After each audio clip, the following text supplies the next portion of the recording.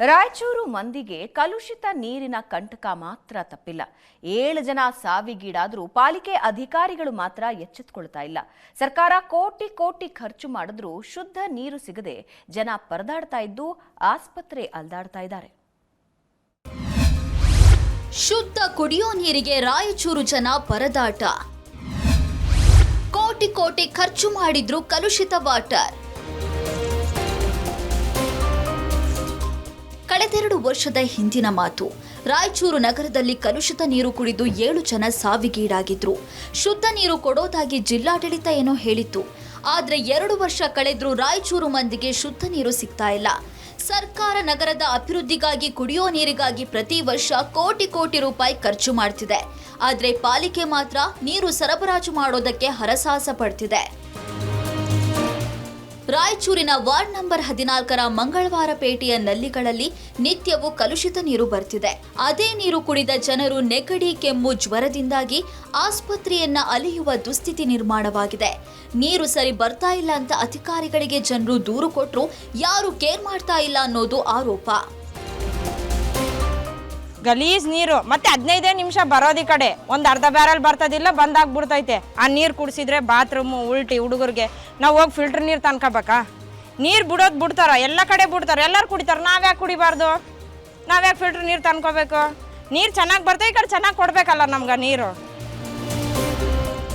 ಕುಡಿಯುವ ನೀರು ಸರಬರಾಜು ಮಾಡುವ ಪೈಪ್ಗಳು ಅಲ್ಲಲ್ಲಿ ಡ್ಯಾಮೇಜ್ ಆಗಿವೆ. ಚರಂಡಿ ನೀರು ಸೇರ್ಕೊಳ್ತಿದೆ. ಶುದ್ಧೀಕರಣ ಘಟಕದಿಂದ ಪೂರೈಸುವ ನೀರು ಮಾರ್ಗ ಮಧ್ಯದಲ್ಲಿ ಕಲುಷಿತವಾಗ್ತಿದೆ. ಇದೇ ನೀರನ್ನ ಕುಡಿತಾ ಇರುವ ಜನರು ಪಾಲಿಕೆ ಸದಸ್ಯರ ವಿರುದ್ಧ ಆಕ್ರೋಶ ಹೊರಹಾಕಿದ್ದಾರೆ. ಚರಂಡಿ ನೀರು, ಕಾಲುವೆ ನೀರು, ಮೋರಿ ನೀರು ಎಲ್ಲ ಮಿಕ್ಸ್ ಆಗಿ ಬರ್ತಾ ಇದೆ. ಒಂಡು ನೀರು ಬರ್ತಾ ಇದ್ದಾವ, ನಾವು ಕುಡಿಬೇಕು ಹೇಗೆ?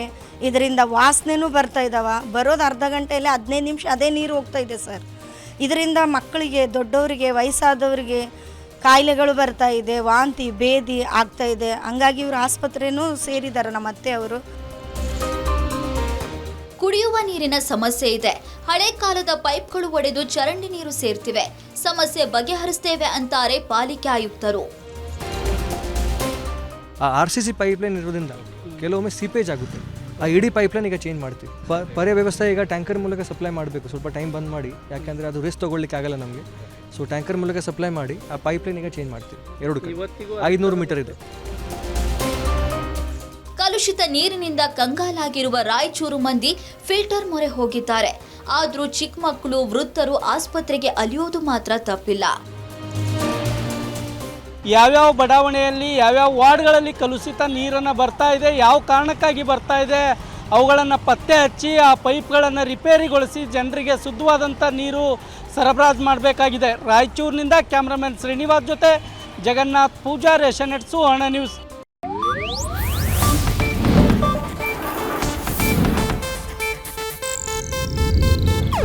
ಇದು ಏಷ್ಯಾನೆಟ್ ನ್ಯೂಸ್ ನೆಟ್ವರ್ಕ್ ಪ್ರಸ್ತುತಿ.